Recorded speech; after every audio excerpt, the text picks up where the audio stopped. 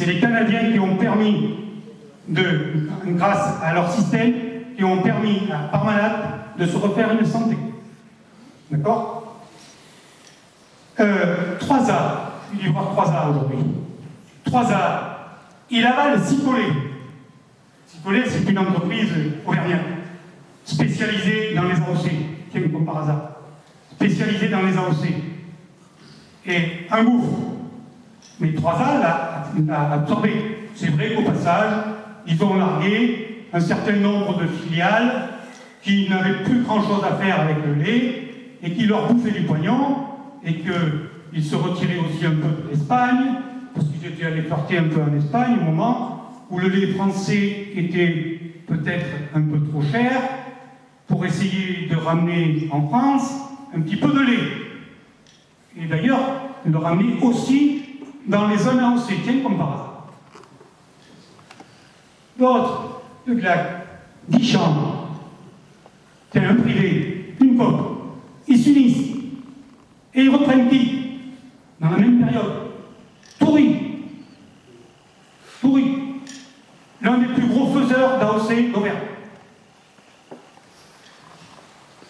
Et d'ailleurs, au passage, qui s'était démarqué sur du lait provenance montagne.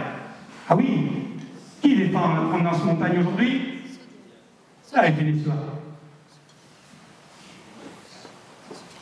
Donc voilà, je vous déroule rapidement, et on nous dit que les COP sont pressurés de partout parce qu'il y a la contrainte territoriale, que les COP doivent valoriser tous les laits, qu'elles ne peuvent pas choisir leurs producteurs. Ah bon? Elles ne peuvent pas choisir leurs producteurs. Que le choix du territoire empêche le développement et l'économie d'échelle, que, en clair, il faut que l'on développe les bassins laitiers et que, surtout, l'on cible les zones. Vous n'avez pas entendu dire ça de quelqu'un qui sillonne la France, des fois payé par InVivo, des fois payé par Côte de France, des fois un peu l'INRA peut-être. Je pense que vous savez qui c'est. Bref, donc, ils nous écrivent que, eh bien, on laisse aux COP les mauvais produits et que, pendant ce temps-là, les privés valorisent bien.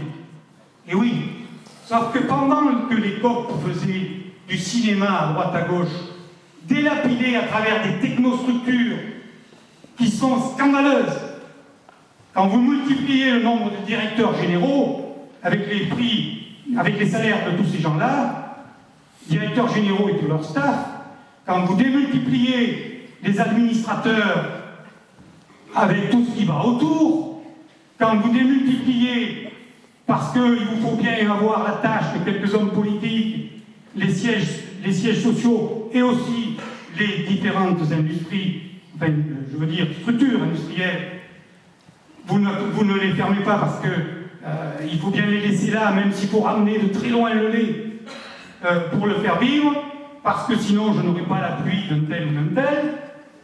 Il faut bien faire plaisir de temps en temps aux hommes politiques, comme ça ils renvoient de temps en temps l'ascenseur.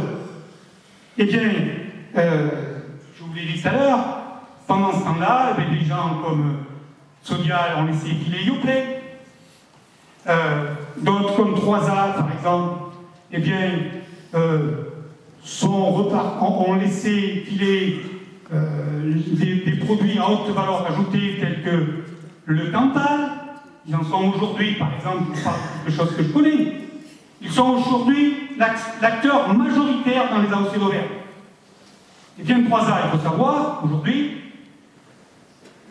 alors qu'ils valorisent fortement, a une politique tellement forte que de 18 millions de tonnes de Cantal, on est descendu à 14 millions de tonnes. Vous vous rendez compte comme ils sont bons? 14 000 tonnes, pardon. Vous vous rendez compte comme ils sont bons? Même sur les produits de marque et de haute valeur ajoutée, ils sont capables de perdre des marchés. Ensuite, autre constat qu'ils nous font, c'est qu'il faudrait soutenir les COP parce que c'est les seuls qui sont attachés au territoire. C'est vrai. Jusqu'à nouvel ordre, capital social, c'est nous qui le détenons. Jusqu'à nouvel ordre, parce que déjà depuis quelque temps, je me demande bien où il passe, le capital social, mais enfin bon, bref.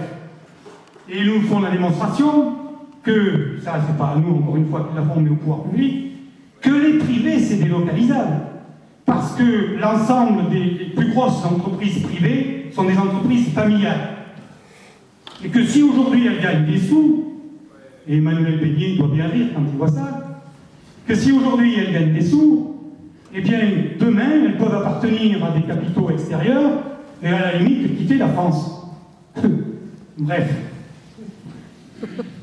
Ensuite, et pour démontrer ça d'ailleurs, il nous explique que les privés sont partis à la conquête de l'export grâce à leur marque. Et où on était, nous, pendant que eux, oui, grâce à leur marque. Oui, c'est ce que j'allais dire. Et où ils étaient, nos responsables de COP, qu'est-ce qu'ils en ont fait de nos marques? De nos marques. La mienne, c'est Cantorel, par exemple. Qu'est-ce qu'ils en ont fait? Donc, voilà, je passe rapidement, et il nous explique qu'il faudra quand même que, pour renforcer la filière, on envisage à l'avenir des partenariats beaucoup plus affûtés entre le privé et la coopération. Mais que pour ça, il faut détourner les règles, d'autres que moi ici sont mieux spécialisés pour vous parler de ça. Mais que pour détourner les règles, eh bien, il faudrait développer les filiales. Les filiales. Alors je vous invite à vous pencher sur la gestion des filiales. Les filiales, aujourd'hui, c'est qui en préside le directoire? C'est un administratif.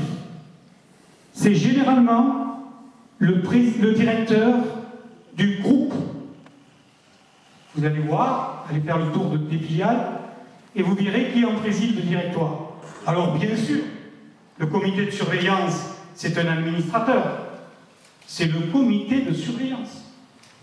Il ne surveille que ce qu'il peut voir. Ensuite, eh bien, on nous explique qu'il faut un partage de la valeur ajoutée. Parce qu'aujourd'hui, c'est écrit, la valeur ajoutée, c'est les producteurs qui la ramassent. Et donc, ils pénalisent les industriels que sont les COP. Et donc, à l'avenir, il va falloir partager la valeur ajoutée. Donc, vous gagnez encore trop de sous, nous gagnons encore trop de sous. Il va falloir qu'on leur en donne quelques-uns, puisque nous ne sommes pas avec des prix assez bas, et que, malgré ça, ils ne gagnent pas assez, donc il faut leur en donner un peu plus. Alors, ils nous font quand même quelques propositions au bout du bout. Oh, les propositions, elles sont très simples. Je pourrais même m'en passer parce que vous les avez comprises. Le positionnement, c'est la conquête du marché. Il faut aller chercher des marchés à l'export, quel qu'en soit le prix. Et il faut surtout changer de gouvernance. Changer de gouvernance. Alors, la conquête des marchés. Il faut, et ça c'est quelque chose qui revient régulièrement depuis quelque temps. Si vous avez été sur le site de COP de France, par exemple, vous l'avez vu déjà passer, on nous dit qu'il faut faire du capitalisme coopératif. C'est leur nouveau symbole. Capitalisme coopératif. Ils essaient d'ailleurs, entre parenthèses, de faire le lien avec les coopératives ouvrières. Alors, l'orientation, sortie des quotas. Aujourd'hui, elle est inéluctable, ça ne va même pas assez vite. Il faut restructurer. Il faut créer des bassins laitiers. Il faut développer des filiales. Il faut surtout intégrer les producteurs, les associer aux résultats de la coopérative. Les associer aux résultats de la coopérative. Contractualisation. Contractualisation. La variable d'ajustement pour eux, elle est de 2 ans. Les salariés, on ferme les sites, on fout les gens au chômage. Deuxième variable d'ajustement, Les producteurs. Trop nombreux, trop dispersés. Il faut les concentrer. Il faut qu'ils bossent plus. Ensuite, il faut rémunérer le capital. C'est quelque chose qu'on entend déjà depuis une dizaine d'années. On pourrait être tous d'accord, hein. On pourrait être tous d'accord. Sauf que, qu'est-ce qu'ils ont fait les uns et les autres? Ils se sont associés avec des privés, qui eux ont l'habitude d'être rémunérés au niveau capital. 3A, par exemple, à travers LFO, Bon Grain. Sodial, les fromages, Bon Grain. J'en passe, c'est des meilleurs. Alors, il faut aussi, et c'est ça qui est le plus fort, il faut éviter que d'autres discutent le prix à leur place. Et là, ils commencent à remettre en cause le CNIEL. Parce qu'ils considèrent qu'aujourd'hui, le CNIEL, finalement, à quelque part, sous la pression de quelques résistants, est obligé de temps en temps de faire entendre sa voix, notamment à travers la FNPL. Les privés ne disent rien, les privés restent tapis dans l'ombre, le CNIEL leur convient très bien, la cotisation du CNIEL, la gestion du CNIEL financièrement, 70% les producteurs, 30% les industriels. D'ailleurs, un certain rapport qui date d'une dizaine d'années le démontre. Les industriels ne veulent surtout pas que le CNIEL évolue parce qu'ils ont, avec la FNCL, un certain nombre d'accords à travers ATLA et qu'ils ne veulent pas qu'on les mette en avant. Voilà, tout simplement. Parce que c'est quelqu'un de souple, c'est quelqu'un qui a très bien compris, ou peut-être n'a rien compris, mais que de toute façon, c'est quelqu'un qui est maniable, comme lorsque vous avez mis un peu de présure dans le dé, vous arrivez à en faire quelque chose. Je crois qu'il commence à s'apercevoir que finalement le résultat à la dégustation ne sera pas ce qu'il croyait. Ouais. Et en fait, au CNIEL, je ne sais pas si ça marche, mais au CNIEL, normalement, tous les 3 ans, il y avait changement de président. Normalement, il y avait la présidente, ça marche. J'ai rien fait. Il y avait changement. Normalement, 3 ans, ça devait être la FNCL, 3 ans les industries laitières, et puis 3 ans les producteurs. Et Brichard, ça fait bientôt 9 ans, je sais pas, ça fait pas 10 ans qu'il y est. Hein? Et là, c'est la Corée du Nord, oui. Non, mais le résultat, il est là. En fait, c'est que les industriels, ils n'ont pas intérêt à le changer parce qu'il n'y a rien qui évolue. Et tout ça leur va bien, ça. C'est la merde, mais ça leur va bien. Tout à fait. Alors, ils ont fait des orientations, des propositions très claires. Le Grand Ouest. Le Grand Ouest, et c'est là qu'il faudra à un moment ou l'autre faire la relation avec ce que je vous ai dit au début, c'est-à-dire avec les grandes cultures. Le Grand Ouest, eh bien, il y a une capacité phénoménale de production dans cette zone-là. Le seul problème, c'est l'environnement. Donc, on va faire un peu pression pour qu'il y ait un peu moins de contraintes environnementales et on pourra laisser produire autant que possible le Grand Ouest, et notamment la partie Bretagne-Normandie, parce qu'ils sont très proches du nord de l'Europe. Et surtout, on fera comme ça des grands consommateurs de céréales et d'oléoprotéagineux. Les zones intermédiaires, les zones intermédiaires, on peut éventuellement les orienter vers du végétal. Et oui, notamment le sud-ouest. Maïs, c'est déjà le cas. Colza, c'est déjà le cas, etc. Et les quelques laitiers qui resteront, de toute façon, seront intéressants, parce que dans ces zones, on a encore quelques points de valorisation à travers quelques produits qui permettront quand même de les garder. Et puis, il y a une troisième zone, la mienne, c'est-à-dire la montagne.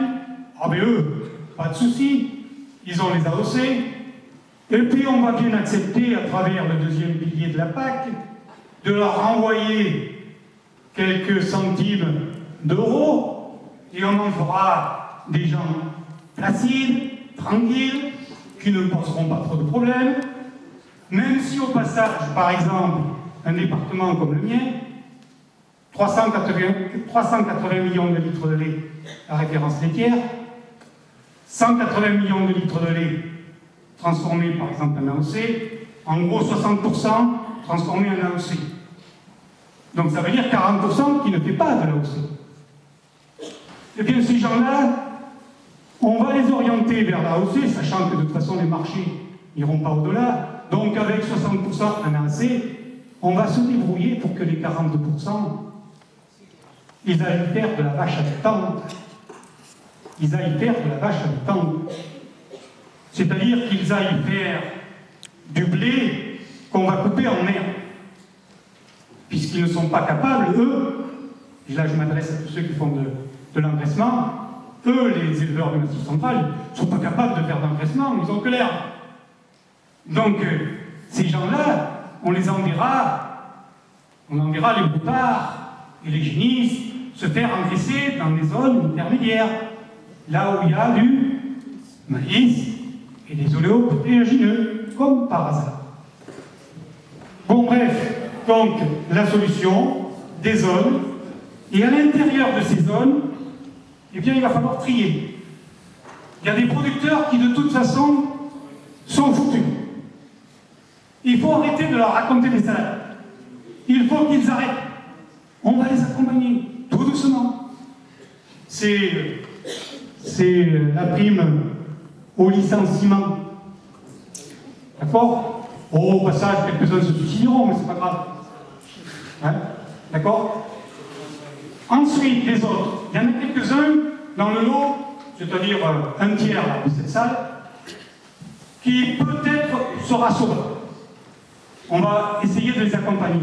Nous, COP, on va essayer de les accompagner. Pour cela, on va leur fournir un certain nombre de services. C'est-à-dire qu'on va leur dire, voilà, vous arriverez à vous en sortir, on veut bien continuer à vous ramasser, mais pour ça, il faut que vous orientiez votre exploitation vers une économie d'échelle, vers une réduction des charges. Et on va vous aider.